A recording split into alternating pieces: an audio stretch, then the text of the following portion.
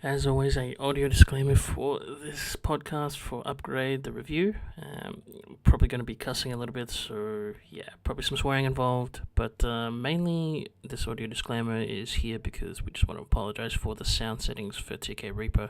He may come in a little bit loud, and I wasn't sure why that was coming in at this particular loudness. So we'll hopefully get that rectified in the next video. But for the time being, enjoy the podcast. I cannot give it. I can't find a word worthy enough to actually speak about how amazing of a film it was. Worthy? It's like Mjolnir. Yeah, pretty much. But like, I don't know. Like, it was.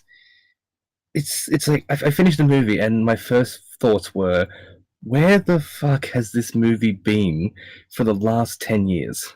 It's highly underrated. Like, I'm really surprised that it didn't come out in cinemas and it went straight to, I think it was like straight to DVD or whatever, Netflix or something. I can't remember, but all I know is that it never made it to the movies. And when I watched it, I was just like, okay, yeah. The story is no, it's not like, it's not groundbreaking, but the way that it was executed, it was really interesting. It was a different take on a bit of science fiction, as well as just a different story in terms of, say, I mean, we might as well just dive into story, like how he, I mean, half the movie, almost half the movie, or maybe okay, maybe not half, but a third of the movie, he's like a quadriplegic, and then he gets STEM, and then it's more of a revenge tale, I think, after that. Yeah, but I got to give credit due, like that lead up, like showing him as a quadriplegic, and then that scene where his mother's like trimming his beard, and he like finally has that breakdown where he has the realization that he's hopeless, he's useless, he can't do as much as he wants to do. I think that served really good as a really beautifully led character development moment. Most definitely. Because you're right, it's definitely a build up towards what would systemically be, um, his, uh, how would I put it? More like, he, like, his end, not his end goal, but like, just the feeling of freedom again, and having back what he had lost.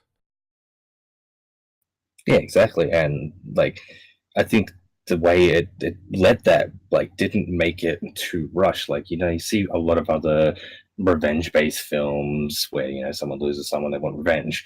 The revenge seems to happen really quickly. Like it's just like, oh, there's a tragedy, here's the revenge. Whereas this really caved that kind of backstory, and in a way it kind of humanized the experience and actually allowed you as a viewer to be like, holy shit, yeah, that's real, that's raw, that's what it would be like. I think also the choice of actors and actresses as well was really good.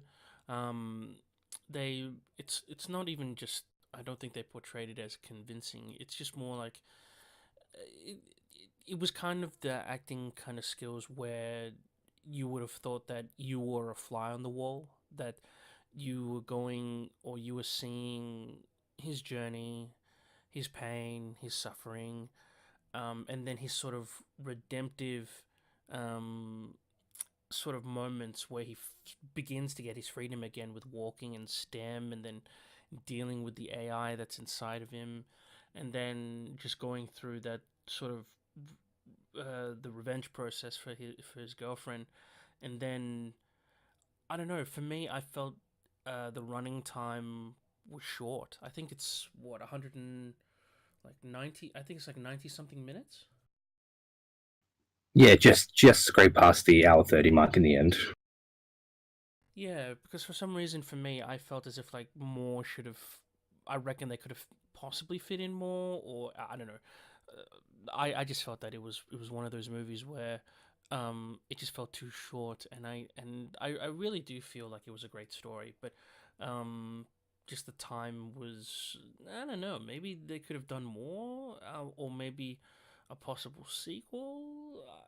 It was just, yeah, it was a good movie for me. Yeah, no, I don't know. Like, yeah, there could have been more done to it. Like, it could have extended out a little bit, but at the same time, is that going to push it too far and just drag it? Like for me, I just felt that hour 30. I think it was hour 35. It ended up hitting. For me, like it was in a nice timing for me. Like it didn't drag it out too long, and it delivered the story without getting too convoluted. It's definitely, yeah, that definitely crossed my mind as well. Maybe I'm being a bit too greedy considering, I mean, yes, it is ultimately a revenge flick, but the execution, like I said, was just done really well. And um I think also as well, they did a lot with the limited budget that they had. So what I'm reading here is that the budget that they had was about $3 to $5 million, and then box office they got back 14.3. So they made a good profit on it. But at the same time, I mean, for being a low budget movie, but at the same time, it was more. I don't know. How would you describe it? Like in terms of genre, is it science fiction grindhouse? Because I mean, the the thing that stands out to me most was the violence. Yeah, no, I definitely put it in the sci-fi grindhouse because while some of the visuals, were really nice, the self-driving cars looked really stunning. They had the real good sci-fi feel to it, but they definitely, definitely put a beautiful focus on the actual violence and the gore behind every kill, every cut, every dice. It was very raw. Unbelievably raw. I would have thought that uh, maybe it was. I don't know. Like uh, the, the weird thing is that I think the rawness comes from possibly the country from where it was made in. So partially it was made in the United States, and partially it was made here in Australia. Yes, and also, had an Australian-born director in Lee Winnell.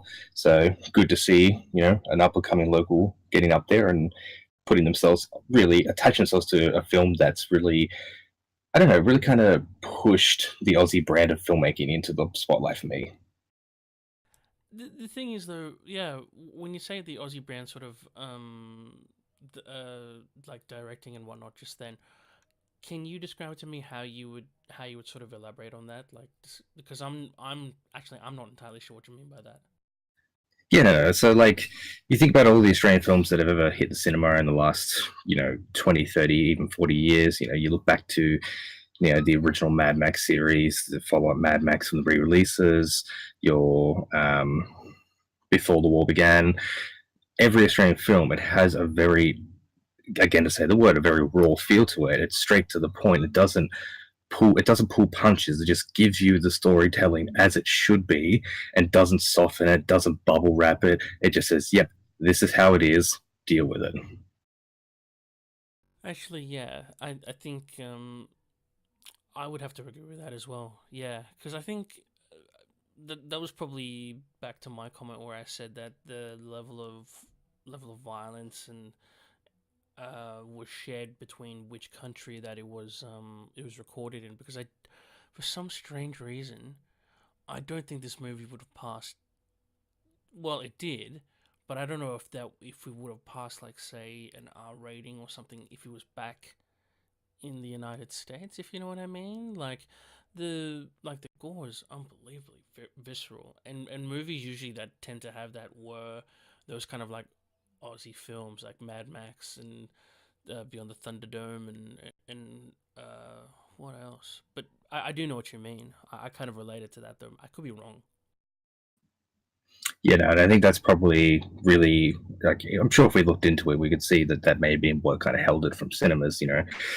Cinemas want, the movies that are going to attract all the audiences. You chuck out a movie like this, it's going to be hard to sell it in Australian and American cinemas. So that may be the reason why. I don't know, can't say. I haven't looked into it, but for looking at what's actually in the market at the moment for what's selling as violent, it seems that this kind of would go a step above what's accepted.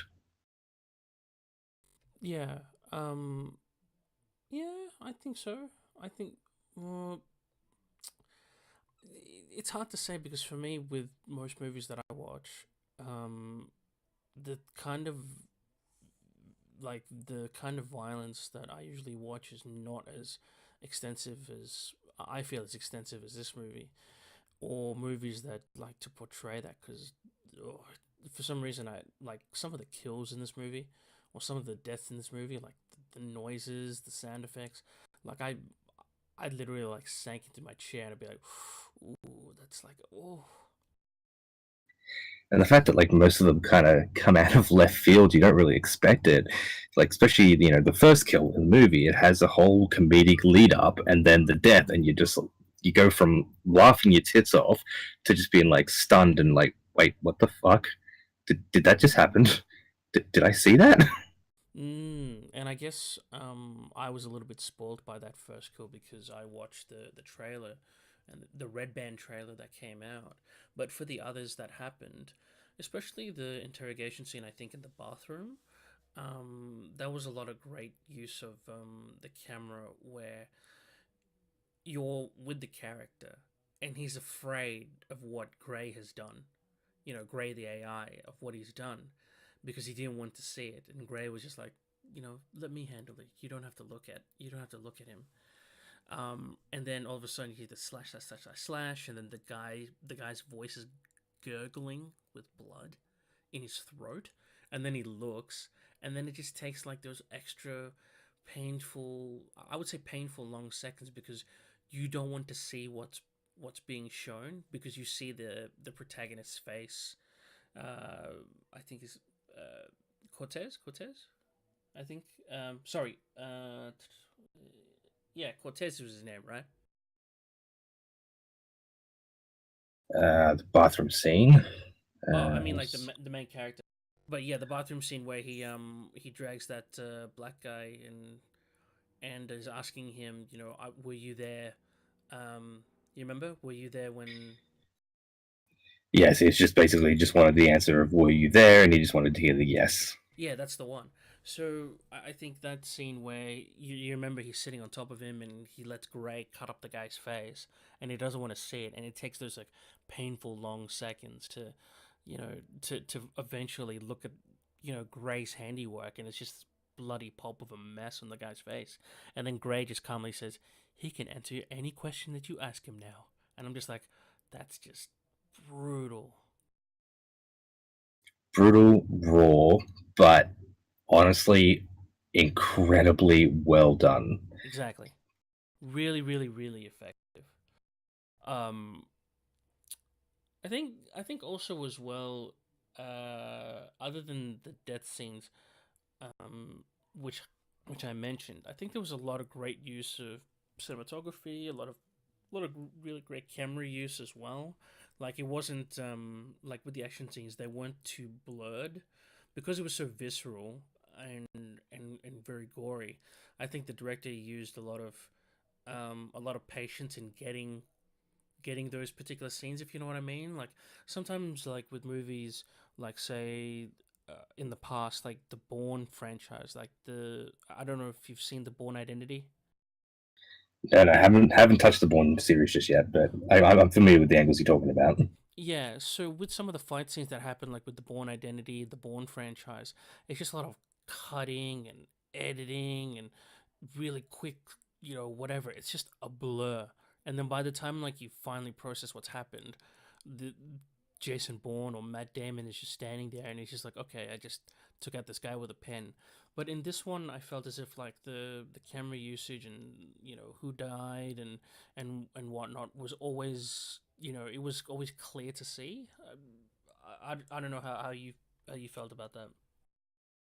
Yeah, no, it was brilliant camera work. Like even the lead ups when Gray allowed Steb to take over, and literally, like he would go from being completely flat on the ground, looking like a paraplegic, to just lifting up. Like the camera work when following, it just allowed you to actually have that free flow motion as if you're actually going with the flow.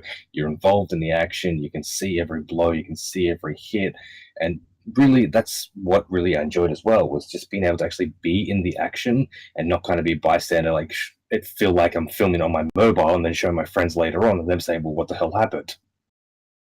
Mm, mm, totally agree. I would agree with the same thing.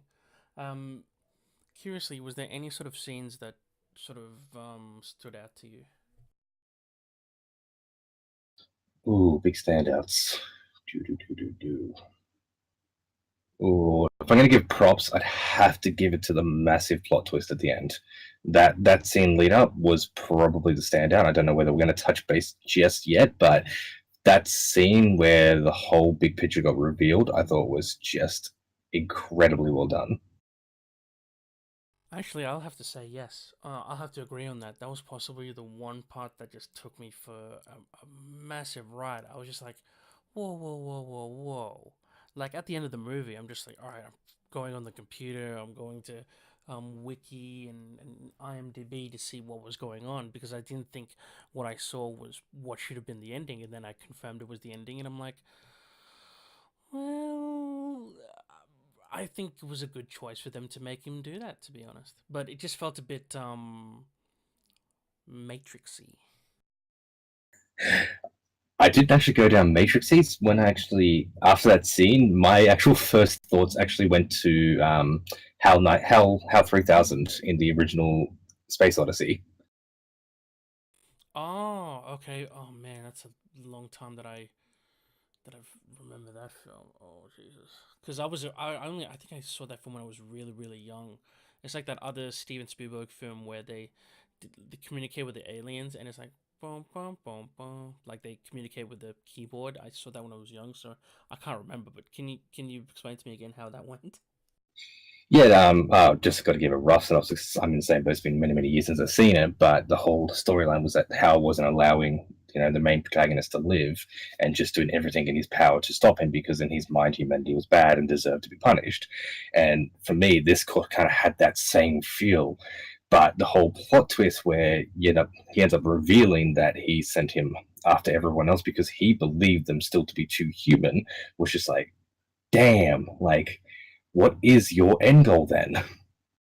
Hmm. And also, I should probably correct myself. I shouldn't have said Cortez. His name was Gray, the main character, who was played by Logan Marshall Green. So that was really silly of me in the beginning, earlier, about 2 minutes ago. But yes, okay. So in such a way that you explained it, okay, I probably have to revisit it again. But for me, I think the ending was idyllic. I think it was a good way to end it. Actually, I didn't feel too bummed, but I mean I didn't feel bummed at all, but I was just shocked. Yeah, no, kind of like left you just like we're just like wait, is there a ray of sunshine at the end? And it just shows Stem walking away, and then fades out. And it's like shit. Okay, that's the ending. Oh, all right. Yep. Cool. You know what? Yes, that's a great way to end. For the character and as well for the spectator or for us as the audience as well, because the guy is, yeah, he's just gone through such a traumatic time, and then out of the goodness of their own hearts, them are just like, okay, we'll just for the rest of his existence, his poor, unfortunate, pathetic existence that is a quadriplegic, just leave him in this sort of fantasy world, and then it's like, okay, then they just move on. So it's like the never-ending STEM machine that is finding its next. I wouldn't say victim, but it's finding its next sort of mission. Yeah, and kind of its like ultimate goal to perfect its evolution, and really like that line that he delivered at the end there, where he was just like, I just had to wait for Gray's brain to snap, and he snapped it, and that's all I needed to take over. I was just like, oh, that's painful. Mm, I almost forgot about that, but yeah, I think a lot of the I think even though we never saw his face, um, the guy that was STEM, I think it was played by a guy named Simon Maiden. He played a really great AI. Also trying not to be funny, not wanting to be whatever. He very much played like an AI how it's supposed to be. Like that line where he goes, he's he's like, you didn't know I was a fucking ninja, and I think the AI is just like, that's not we're not that, like, don't get so cocky. Yeah, the whole we're a state of the art piece of technology. We're not actually a ninja. That's the one, yeah. I don't know what the exact line was, but like, yeah, I think he gave a great performance as well, even though we never saw him. Yeah, and that's just another credit to the choice of actors. Like choosing a voice actor who's doesn't need to be visually seen to actually be effective is brilliant. Because a lot of them in the beginning were just like, "Who are you talking to?" And he's like, "What am I doing? Why am I stabbing him?" Well, even like the initial introduction between being able to hear him, like even that was really done to the point of how it would actually be like if you found out you had a machine in your head talking to you. And then it's just controlling your body, and then at the end it's just like, "Oh, you have full body control," and you're just like, "What did you do?" So, and just the fact as well, like you don't have like this guy. He's not like some buff, protagonist. He's not, one of those stereotypical heroes. He's not an anti-hero. I wouldn't put him classify him as an anti-hero.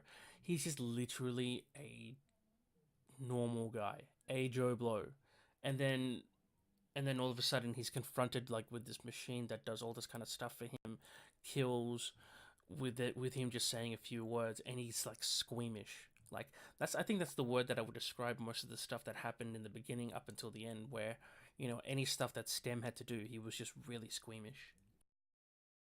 Yes, no, especially in that first scene when Stem first takes over, it gets you laughing because he's just literally sit there watching his arms and his body do all this fighting, not knowing what's happening, not knowing where to look, not understanding exactly what's happening, and then of course the first kill scene with the blade straight through the mouth, which first literally catches you off guard and going, "What the fuck?"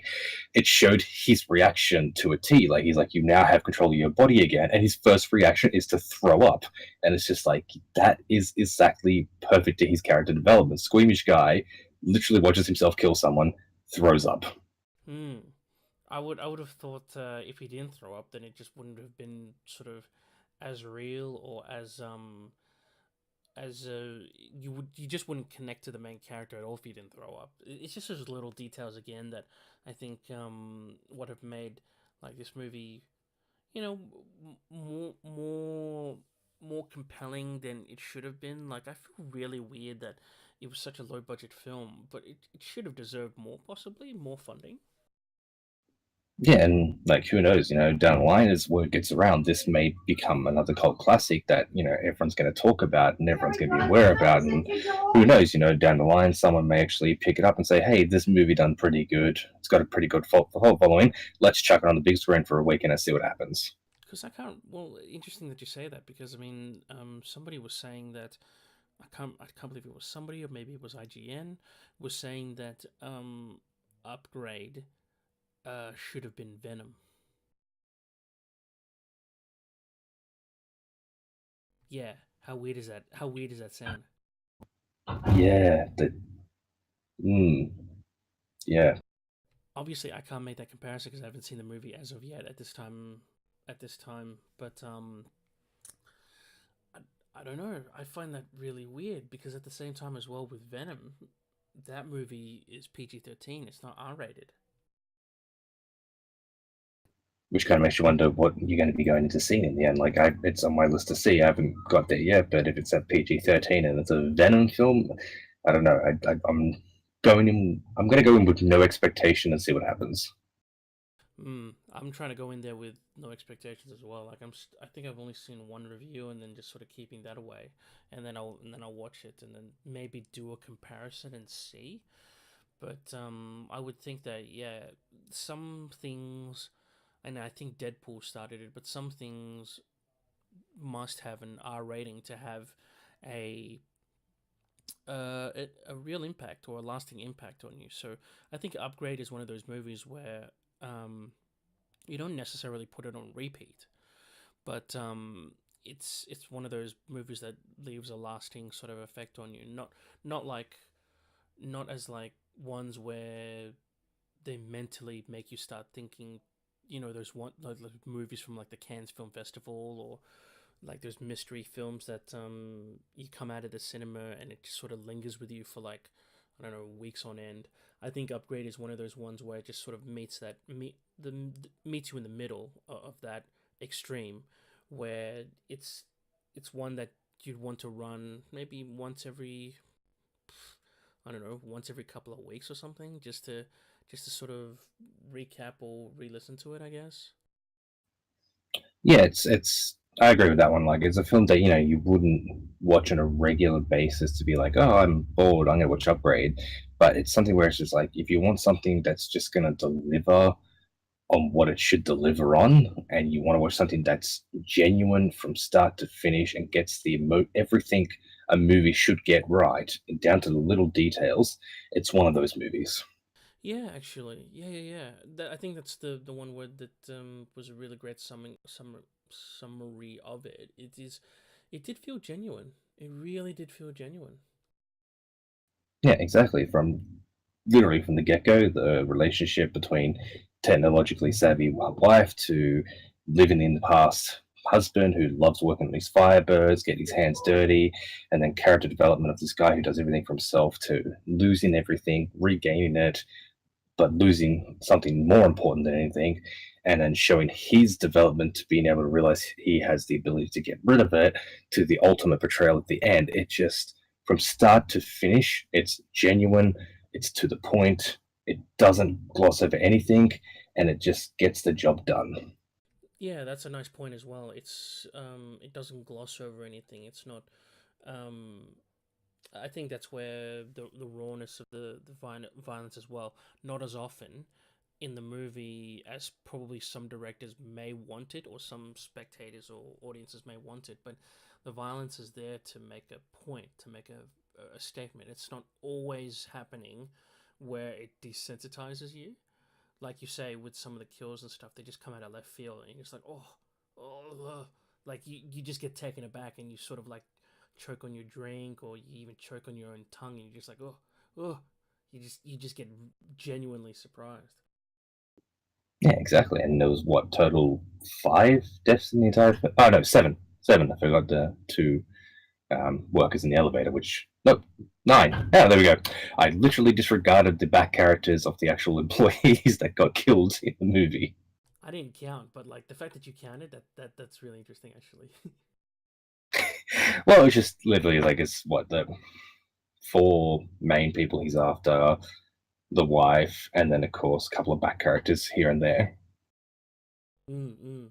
I think also on a local standpoint as well, which I didn't mention, was Film Victoria got were part of the production company for this film. So that's literally Film Victoria where we live, Victoria, Melbourne, Australia, that got involved with the movie. So interestingly enough, like I don't think I ever remember hearing about any movies being filmed here. No, that definitely doesn't hit the radar like it would anywhere else, and with other big production producers where you know where they're going to be at any given time. So it's probably the reason why we probably weren't even aware of it. Was it's a bit of a lower STEM film company, but in saying that, still giving us a polished product. Yeah, that's again another good point, giving us a polished product. Because I think because based on some of the notes that I got here, they worked with Goalpost Pictures, Blumhouse Productions, Nervous Tick, and Automatic Entertainment. So I'm not familiar with the other production companies, but obviously Film Victoria. Like, I mean, obviously I live in the damn state, so that's that was just a really nice sort of thing to find out when I finished the movie, because I was just like, okay, where is this from? Where did it go to?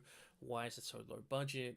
And obviously, IMDb and Wiki are pretty much on top of that. And that was really great to just sort of find out that, oh, okay, it's kind of homegrown talent. Yeah, which again is just really refreshing to actually see homegrown talent do such a really good job with, again, as you said, an incredibly low budget. Yeah, one of the most sort of, I think, most recent movies that I've watched that this would be rating as a low budget film. So I was pleasantly surprised.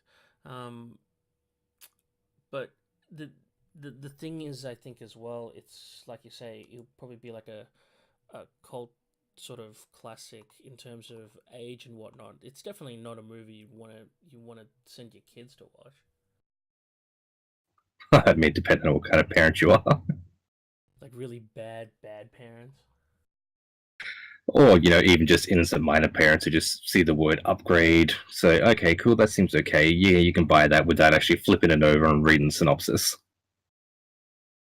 Well, yeah, even the poster was looked actually kind of grim. It's just nothing but black and then red and just him looking blankly at you, and it's like, and it has the tagline "Not man, not machine, more." And I'm just like, okay, yeah, that's kind of a really nice way of separating it from, like Terminator or any other sort of character that has melded into machines. It's very much like this is something that can, I don't know.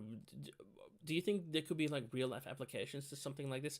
Not in terms of the violence in AI, but like stem cell research and stuff like that to bring back people's ailments or being a quadriplegic or stuff like that. Oh, like no doubt. I mean, you look at modern amputee treatments with robotic arms that they actually directly link to the human brain to allow the actual arm to operate as it was a normal hand. So there's no downplaying the possibilities of what they implemented in the film as being real life applicable. But that would be for robotics, though. But what about stems? Because I know stem cell research and stems. I think there's something in Panama in America where people inject stems or some sort of stem cell research that they got going there. For example, like if you have inflammation or ongoing inflammation, say in your arm or your bicep from a previous like injury and stuff, and they get these injections, these stem cell research injections, um, and it sort of lowers the pain for a good like I think 1 or 2 years, and then they have to keep getting retreated. But would it be? Do you think that technology would become something like upgrade, where you can give a quadriplegic like the ability to move again? Well, I think history just speaks for itself. If you look throughout all history and the way we've treated ourselves back to ailments back way back when you used to shove leeches inside of someone's bowel and worms inside of someone's stomach to eat up the rot compared to nowadays technology. There's no doubting that given time, well, hopefully some patience and not rushing things because we've seen what rushing can do, but time, patience, research, anything's possible. Hmm.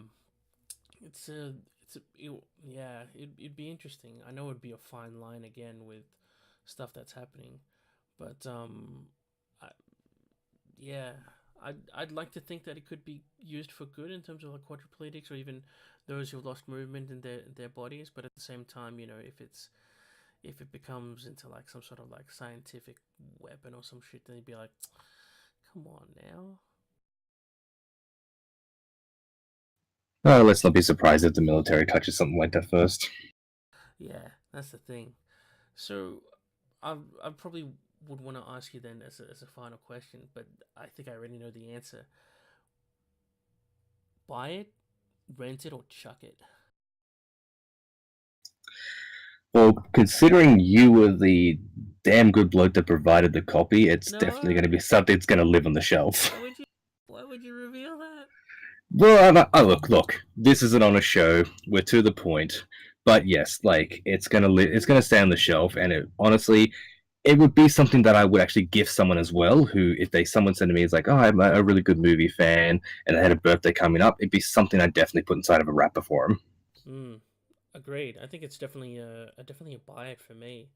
Um, it's just one of those. It's one of those movies where a lot of people I don't think know about it, or it's just one of those hidden gems, and and it just didn't get the exposure that I think it deserves. definitely agree, and I think it should. And I every chance I'm gonna get, if someone brings up, "Hey, have you seen a good movie recently?" I'm gonna shove this down their throat like no tomorrow. Yeah, yeah, yeah. I totally agree with that. Because I think wasn't it you? You told me. Was it you? I think that was saying that you only saw one commercial of it on local television. Yeah, literally just one commercial, and that was enough to pique my interest in seeing it. But that's the thing, though. I mean, that's one time that you were lucky to do, like pique your interest. But everything else, it's like, oh, there's no repeated commercials for. I think also here locally for movies. I think they just rely on the internet to be the ones that would be the carrier of the message. So, um, yeah, I think it's a real gem, a violent gem, but I think it's a real gem. So, obviously you wouldn't get your kids to see it like I mentioned, but it's more of a mature sort of gem, I guess. Mature, polished, raw, but one for the ages. Yeah, exactly. One for the ages.